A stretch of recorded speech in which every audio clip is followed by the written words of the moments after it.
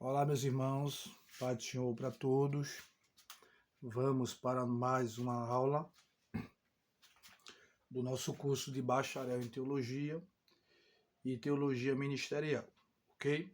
Essa aula está sendo gravada para os alunos do curso online e todos aqueles que perderam a aula do curso presencial durante a semana terá a oportunidade de acompanhar a aula que perdeu. Na aula passada nós falamos acerca do contexto histórico do livro do profeta Daniel. Falamos que Daniel ele foi um profeta do cativeiro. Ele é levado para a Babilônia na primeira invasão, no ano de 506 a 505 aproximadamente, juntamente com os jovens que pertenciam à classe alta de Jerusalém, aqueles que faziam parte da nobreza. Então, 10 anos antes da segunda invasão, 10 anos antes do profeta Ezequiel também ser levado para a Babilônia, Daniel, com uma boa parte de judeus que pertenciam à nobreza, juntamente com ele, seus amigos, Misael, Ananias e Azarias, que tiveram depois o nome mudado para Sadraque, Mesaque e Abidnego. Então nós falamos na aula passada que com aproximadamente entre 20 a 25 anos foi a exigência que Nabucodonosor impôs para os exilados que deveriam ser levados para o cativeiro. Então, estudiosos defendem que Daniel teria sido levado com aproximadamente 20 anos para o cativeiro babilônico. O capítulo 1, vamos trabalhar ele hoje, tá certo? O livro de Daniel está dividido, tá certo? Em algumas seções, em algumas partes. Temos a parte histórica, do capítulo 1 até o capítulo de número 6.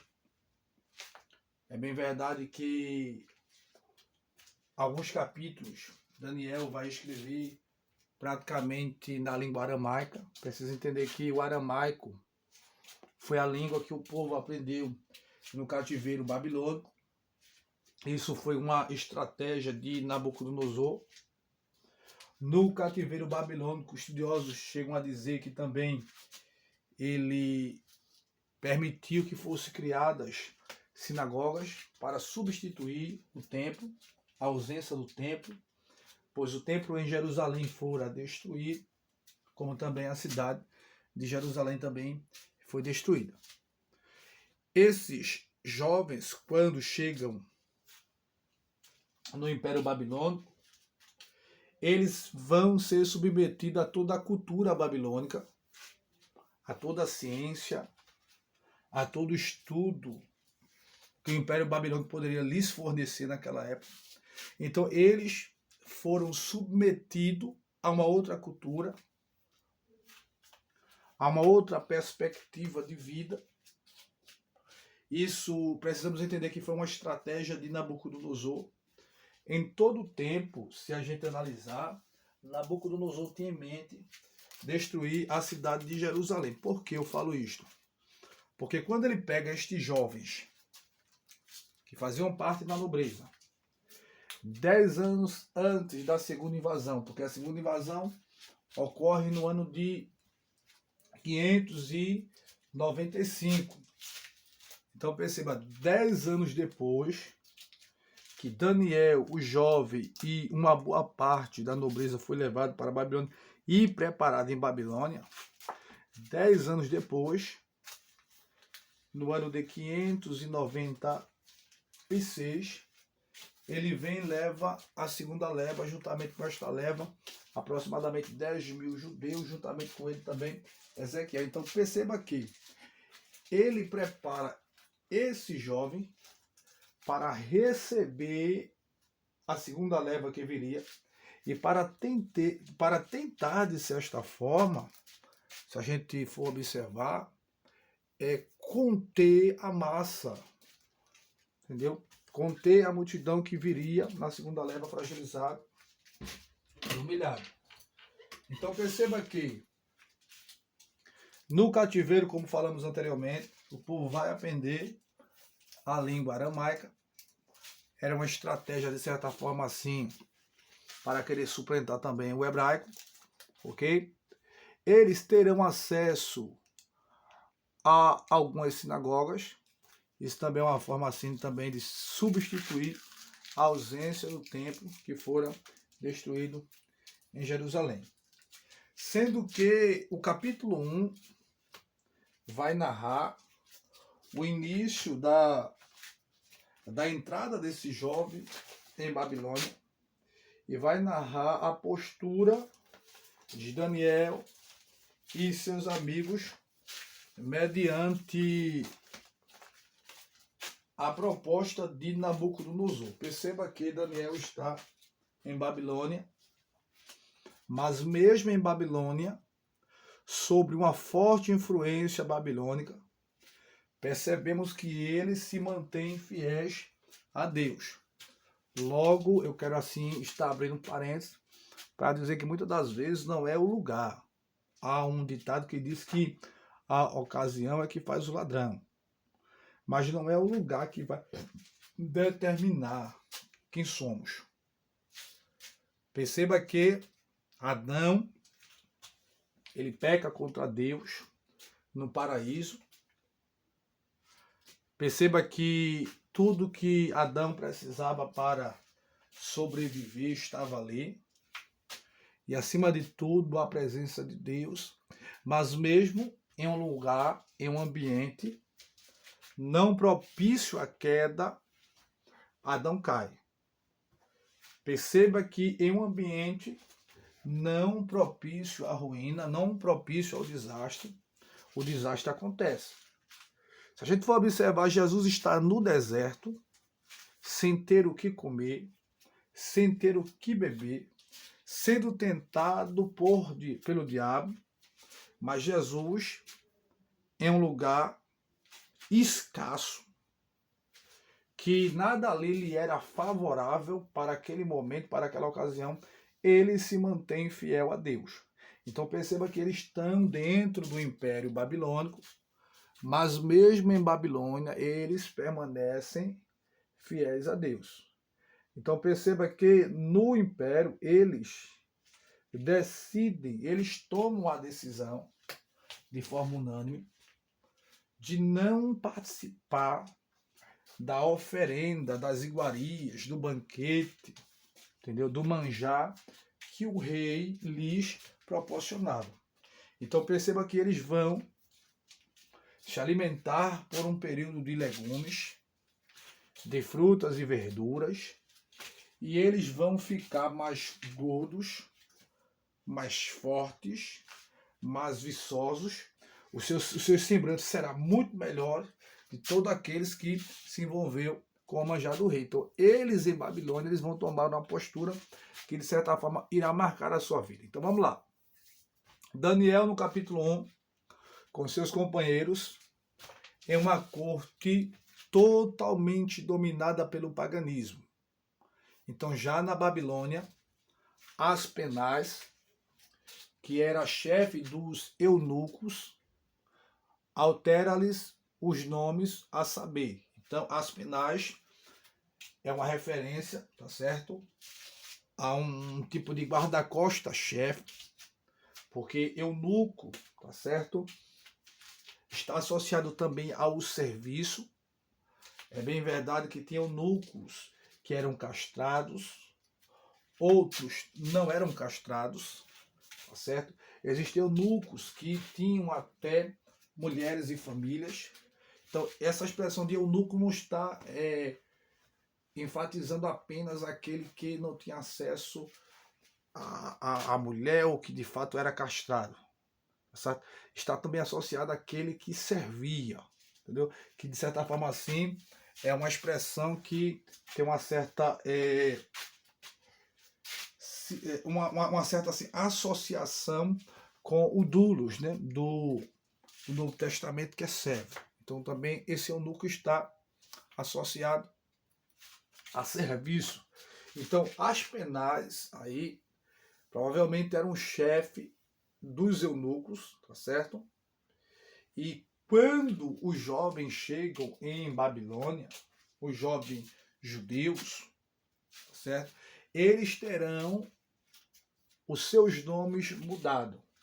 Eles vão receber uma outra identidade. A sua identidade será mudada. Mas perceba que Nabucodonosor, além de mudar a identidade dos exilados, ele tinha como objetivo também mudar a essência dos exilados que vieram ali de Judá. Mas perceba que a postura de Daniel e seus amigos é um tanto inusitada, porque eles se mantêm, tá certo?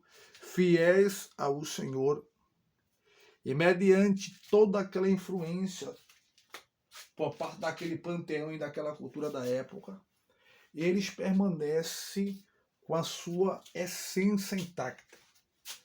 Eles não conseguem ser influenciados a ponto de ter a sua essência mudada. Então perceba que eles permanecem com a sua fé, com a sua convicção em Deus de uma forma inabalável.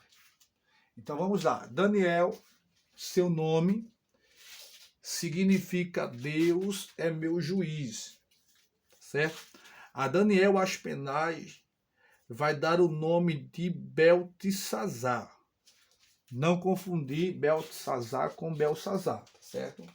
Belsazar é um personagem e Beltesazar, tá certo? É um nome dado a Daniel por Aspenaz, que vai trazer como significado Bel. Então Daniel, que significa Deus é meu juiz, em sua língua natal, em sua origem, terá agora o nome mudado para Beltesazar, que significa Bel, Deus proteja a sua vida. E precisa entender que essa expressão Bel aí, que traz entre parênteses aí, tá certo? De certa forma aí, Bel, se a gente observar, é uma alusão, tá certo? A principal divindade babilônica. Então, o nome, tá certo, do principal deus babilônico, tá certo, é atribuído ao próprio Daniel, ok? Ele tem o nome mudado, mas ele permanece com a sua essência e a sua convicção em Deus de forma inabalável. É uma coisa que os caldeus, tá certo, os babilônicos, não conseguem alterar na vida ali de Daniel. A Ananias Aspenaz, chefe dos eunucos, vai dar um outro nome. O nome Ananias, tá certo? Que significa o Senhor é gracioso. Aspenaz vai chamá-lo de Sadraque, que significa servo de Agu, o deus da lua, um deus cultuado pelos babilônios, ok? A Misael, que significa quem é igual a Deus, Aspenaz vai chamá-lo de Mesaque, que significa sombra do príncipe, aquele que está à sombra do lado do príncipe. A Azarias, que significa o Senhor ajuda, Aspenaz vai mudar para Abidnego, que era o Deus da sabedoria, que era o Deus da estrela da manhã. Ok? Então perceba que no capítulo 1, Daniel vai descrever o início da sua estadia juntamente com os exilados que vieram de Judá em Babilônia. Daniel, ele é um profeta do cativeiro. Provavelmente, Daniel viveu toda a sua vida dentro do cativeiro. Por que eu digo isto? A gente vai observar que Daniel, ele vai presenciar muitos acontecimentos em relação a toda a trajetória do povo ali no cativeiro. Ok? Então vamos lá.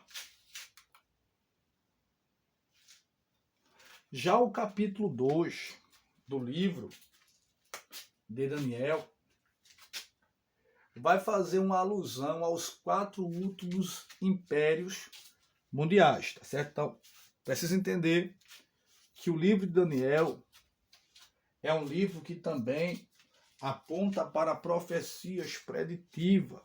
Precisa entender que o livro de Daniel é um livro também onde aborda sonhos simbólicos e visões simbólicas, certo? Apontando para acontecimentos que já passaram-se, acontecimento que está em pleno desenvolvimento e em pleno cumprimento, e acontecimentos que apontam para uma realidade futura. Ok? O livro de Daniel também ele é chamado pelos estudiosos de o Apocalipse do Antigo Testamento. Vale salientar que, vejam só, alguns chegam até a dizer que o homem mais sábio de toda a história bíblica foi o profeta Daniel. Alguém pode até enfatizar, mas pastor, a Bíblia diz que nunca houve um homem mais sábio do que Salomão. Irmão, vejam só, uma coisa que a gente precisa entender. Quando a Bíblia diz que não houve um homem mais sábio do que Salomão, e nunca haverá, precisa entender o contexto do que envolve o texto, tanto o que vem antes como o que vem depois. Ele está falando, tá certo? Dentro de um contexto da época em que Salomão vivia. Então, naquela época, naquele contexto ali da sua época, nunca houve um homem mais sábio do que Salomão. Ele não está falando de toda a história, certo? Precisa entender que ele está falando do contexto da época em que Salomão vivia, ok? Até porque hoje, dentro do nosso contexto, devido ao grande avanço tecnológico, a gente percebe que existem muitos homens, tá certo? Aí, muito sábios do que o próprio Salomão durante a sua época. Então, ele está falando ali de um contexto da época de Salomão. Então, naquela época ali, não houve um homem mais sábio do que Salomão. A gente não pode pegar isso aqui no geral e no global de forma radical, não. Então, estudiosos chegam a dizer que em relação à sabedoria, conhecimento, provavelmente Daniel seria um dos candidatos, tá certo, que tiraria em primeiro lugar. Sendo que, tá certo, isso aqui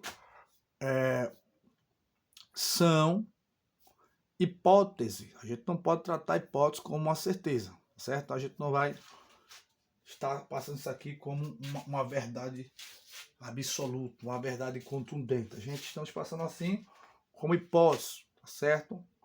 Hipótese com muitas divergências, ok? Então, o capítulo de número 2 vai tratar dos 4 últimos impérios mundiais. Esse fato aí ocorreu por ocasião dos sonhos de Nabucodonosor. Na realidade, tem surgido várias indagações a respeito da interpretação do sonho, se foi evidentemente correta. Veja o versículo de número 31.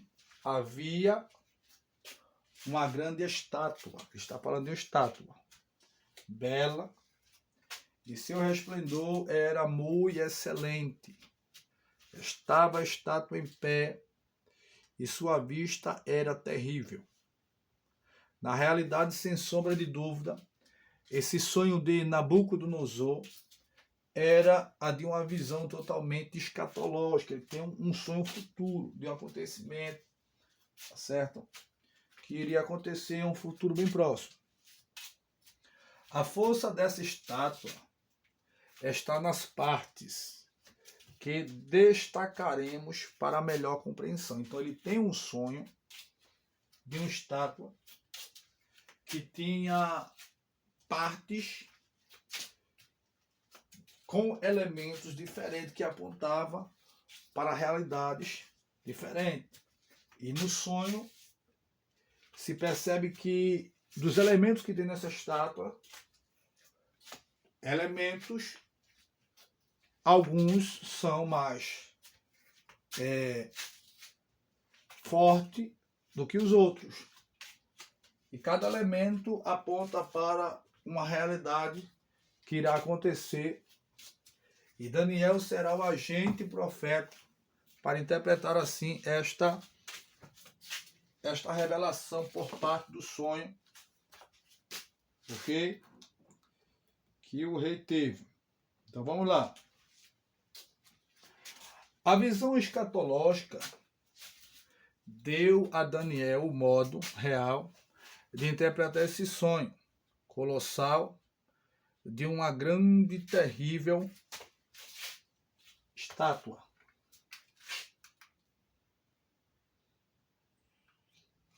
Perceba que esta visão aí aponta para 4 últimos impérios mundiais que vai se levantar. Então, perceba que desses impérios, uns serão mais fortes do que o outro. Porém, todos os 4 vai marcar, de certa forma, a história, tá certo?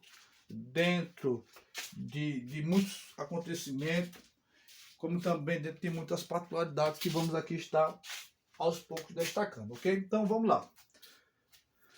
No versículo 32 do capítulo 2, a gente observa que a cabeça daquela estátua, ela era de ouro fino. Perceba que ele diz que a cabeça da estátua era de ouro.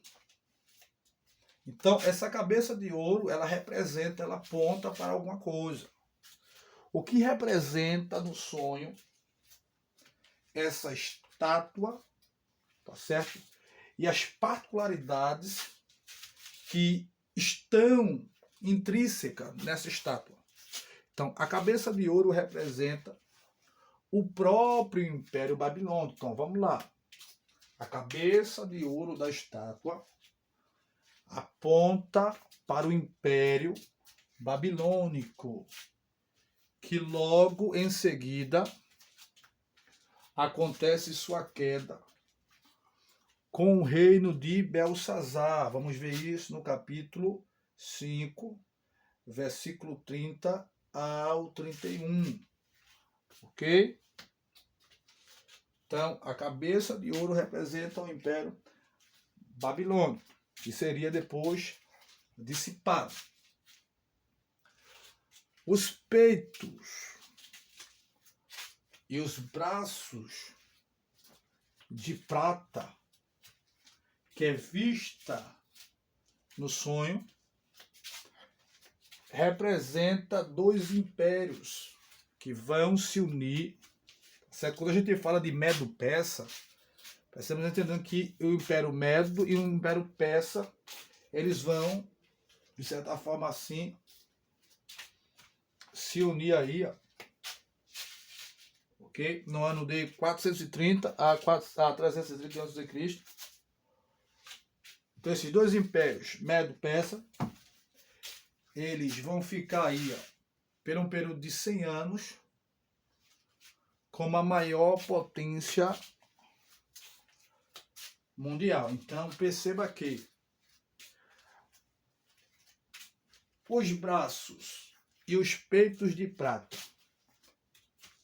da estátua representa o Império Medo e o Império Persa, que vão depois passar a ser a maior potência mundial daquela época. Ok? O ventre da estátua e as costas de cobre aponta para o Império Grego, no caso, certo? Para o Império Grego. Entre os anos 331 a 167 a.C., certo? Que será fundado ali por Alexandre Magno. Perceba que a estátua também, ele consegue identificar que as pernas dessa estátua eram de ferro. Então perceba que a cabeça de ouro representa o Império Babilônico, os peitos e os braços de prata, o Império Medo-Persa, o ventre e as costas de cobre, o Império Grego, ok? E as pernas de ferro representam o Império Romano, que relativamente teve seu domínio cerca de 67 a.C. e dominou o mundo então conhecido. Então perceba que as pernas de ferro apontam para o Império Romano, que queria, de certa forma, dominar toda a Palestina naquela época. E ele percebe também que a estátua ela tinha os pés de barro, que representa escatologicamente os Estados Nacionais Unidos, ok? Que vão se unir a Roma durante o seu império restaurado. Então perceba que esses elementos, esses 4 elementos que ele vê aí na estátua, no som de Nabucodonosor, representa 4 impérios que vão marcar a história do mundo. 4 impérios mundiais. Então, dentro de um contexto histórico, entre os seus altos e baixos, entre guerras, entre vitórias e derrotas, ok? Então, esses impérios vão marcar a história de uma forma surpreendente. Então, o capítulo 1 fala da estadia, certo? E a postura dos jovens mediante o Império Babilônico. O capítulo de número 2, Daniel tem agora a missão dada por Deus de interpretar o sonho, de interpretar cada elemento que compõe esta estátua no sonho, e ele entende que é um sonho futurista, de acontecimentos futuristas, escatológicos, que aponta para 4 impérios que vão se levantar, que irá reinar com força, com braço forte, mas que também será derrotado por outros impérios. Ok? O capítulo de número 3. O capítulo número 3 do livro de Daniel, vamos ver um orgulho religioso que será quebrado. Então perceba que a história diz que depois que Nabopolassar, o pai de Nabucodonosor, ele destrói ali os assírios, a história diz que Nabucodonosor ele vai ganhar toda a fama, pois Nabopolassar depois vai morrer, então ele vai ganhar toda a fama e vai agora construir este grande império arquitetônico que era o Império Babilônico. Historicamente, nunca houve na história um governante poderoso. Houve outros governantes babilônicos, mas nunca houve um governante tão poderoso como foi o Nabucodonosor. Ok? Então vamos lá. Um orgulho religioso quebrado a gente vai ver no capítulo de número 3 do livro de Daniel. Como o costume era erigir estátuas de reis, os caldeus levam a crer que seja mesmo a estátua de Nabucodonosor, certo? Todos deveriam adorar a estátua. Os 3 jovens, de uma sabedoria notável, não obedeceram ao rei, não se prostrando diante da estátua. Representação desse fato denota a idolatria do povo, a crer que adorando aquela estátua estaria agradando ao rei. Então perceba aqui, veja só. Isaías fala de um remanescente. Perceba que ali está judeus cativos, está a população do próprio Império Babilônico. Só que quando a Bíblia fala que apenas 3 jovens permanecem de pé mediante o decreto de Nabucodonosor, logo eu entendo que todo mundo, sem exceção alguma, de judeus, se dobra. Porque veja só, a referência que temos é que apenas os 3 jovens permanecem de pé.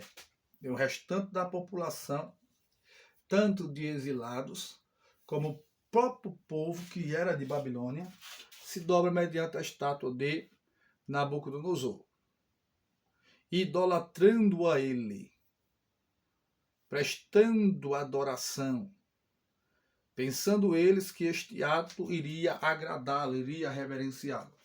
Então, a estátua era de aproximadamente 27 metros e a sua largura de 2 metros, aproximadamente.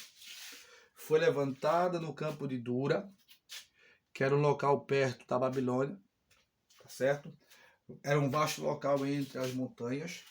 E esta estátua aí de 20 metros por 2, 20 metros de altura por 2 de largura, foi levantada como um símbolo de adoração que seria propagado ao rei Nabucodonosor.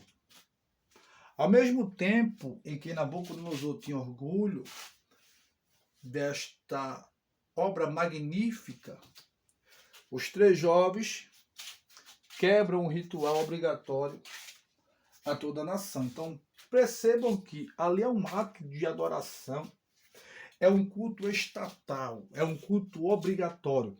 Mas esses jovens, se vocês observarem, eles preferem morrer, até porque eles vão declarar. Porque Nabucodonosor ainda vai dar uma chance a eles de se dobrar uma segunda vez. Se eles declaram, olha, se o Senhor nos livrar, nós seremos livres. Mas se ele resolver não nos livrar da fornalha de fogo, mesmo assim nós não vamos adorar. É como se ele dissesse, Nabucodonosor, nós preferimos morrer pelo fogo, ou dentro do fogo, do que ter que adorá-lo, ó rei, como se você fosse assim o próprio Deus. Então, observar as leis de um país é um dos ensinamentos que o Senhor nos deixou. Agora, adorar a outros deuses é violar a lei do próprio Deus. Então, a gente vai encerrar a aula, tá certo? Fazendo assim uma observação. Vejam só. Certa feita, um aluno perguntou a mim, professor, aonde estava Daniel quando este episódio ocorreu. E alguém disse na sala que Daniel estava em uma outra província, em um outro lugar. Só que se a gente for fazer uma exegese textual dentro de um aparato crítico do texto, vamos observar de forma minuciosa que Daniel estava lá em Babilônia. Além de estar em Babilônia, Daniel estava presente diante desta reunião, que era uma reunião obrigatória. Veja só, no capítulo 1 e 2, vamos observar que Daniel ele foi honrado, ele se tornou também um dos governantes de Babilônia. Deus encheu ele de graça, de sabedoria, entendeu? O rei elevou ele a uma posição de grande destaque. E o rei, ao fazer esse edito, observe que ele vai convocar os magistrados, os prefeitos, os presidentes, os governadores, os senadores. Ele vai convocar a elite da época para que esteja presente na consagração da estátua que ele assim determinou que fosse levantada no campo de Dura. Então perceba aqui. Todos que faziam parte do governo babilônico foram convocados. Então Daniel estava também presente nessa reunião. E alguém me fez a pergunta e fez: se a Bíblia diz que apenas os 3 jovens permaneceram de pé e não se dobrou, se Daniel estava lá, quer dizer que Daniel se dobrou? Não. Temos aqui uma observação a fazer. Perceba aqui. A Bíblia diz que quando fosse tocado a gaita, a sambuca, o pífaro, entendeu? Quando fosse tocado toda sorte de instrumento musical, a Bíblia diz que Nabucodonosor tinha determinado que todo o povo se dobrasse diante da estátua que ele tinha erguido. Então perceba que quando os instrumentos musicais foram tocados, se percebe no texto que a elite, a cúpula governamental do Império Babilônico, que estava presente, permaneceu todos eles, porque eles estavam em posição de destaque, em pé, diante da estátua. E todo o povo se dobrou, com exceção de Sadraque, Mesaque e Abednego. Então, perceba que, mesmo tendo seus nomes mudados, mesmo recebendo uma forte influência pagã, eles não perdem a sua essência. Daniel não se dobra, Daniel está em pé, ele é um governante. Então ele está em pé, juntamente com os senadores, prefeitos, deputados, senadores e etc. Todos eles estão em pé. Nabucodonosor sentado em um trono, eles, os governantes, a cúpula governamental em pé, e todo o povo se dobra diante da estátua que o rei fez. Só que a gente vai observar que esses 3 jovens, eles não se dobram. E Nabucodonosor ele agora vai ficar irado mediante aquele insulto, porque ali iria ferir com o seu ego, o seu orgulho religioso seria ali quebrado através daquela ação dos 3 jovens. E perceba que ele chama os 3 jovens no meio da multidão que ali está. E ele ainda dá uma outra chance para os jovens, dizendo a ele que assim que fosse tocado novamente os instrumentos musicais, todo o povo, incluindo eles também, deveriam dobrar-se e adorar a estátua. Perceba que os jovens, eles replicam, pois estão decididos a não se dobrar, como também estão decididos de forma unânime mas não adorar ao rei, nem tampouco a estátua que ele assim ergueu. Então eles vão declarar: se o Senhor nos livrar do fogo, ele nos livre. Mas se o Senhor não nos livrar, ele também não nos livre. Tampouco nós não vamos se curvar perante o Senhor Rei, nem tampouco diante da estátua que o Senhor assim ergueu no campo de Dura. E da mesma forma acontece, é tocados os instrumentos musicais, a cúpula governamental fica de pé, o povo se dobra e os jovens permanecem também de pé da mesma forma. E Nabucodonosor, ele agora vai dar a ordem no capítulo 3, que fosse aquecida a fornalha 7 vezes mais, que fosse lançado os jovens dentro da fornalha. A Bíblia declara que aqueles que jogaram os jovens dentro da fornalha, eles se queimaram no fogo, de tão forte que estava aquela fornalha, de tão quente que estava a fornalha. E a Bíblia diz que os jovens passeavam dentro da fornalha, não queimou um pelo do seu corpo, nem tampouco o cheiro de queimado ou fumaça esteve sobre os jovens. E se percebe o rei que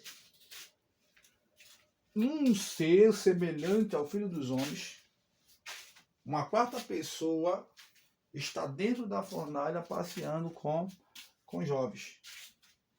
Então, perceba que o orgulho de Nabucodonosor aqui já é quebrado, o orgulho religioso dele já é quebrado, e ao tirar os jovens no capítulo 13, dentro da fornalha, ele vai emitir um novo decreto dizendo que todo o povo deve adorar ao Deus de Sadraque, Mesaque e Abidnego.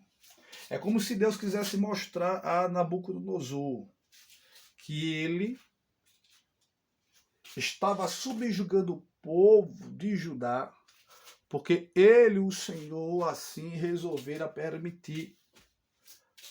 Mas que Nabucodonosor entendesse que ele estava acima de qualquer rei, de qualquer governante, como também acima de qualquer outro Deus. É como se ele quisesse mostrar: olha, vocês estão oprimindo o meu povo porque eu assim permitis. Não é que eu não tinha poder de livrá-lo das tuas mãos. Então perceba que Nabucodonosor, certo?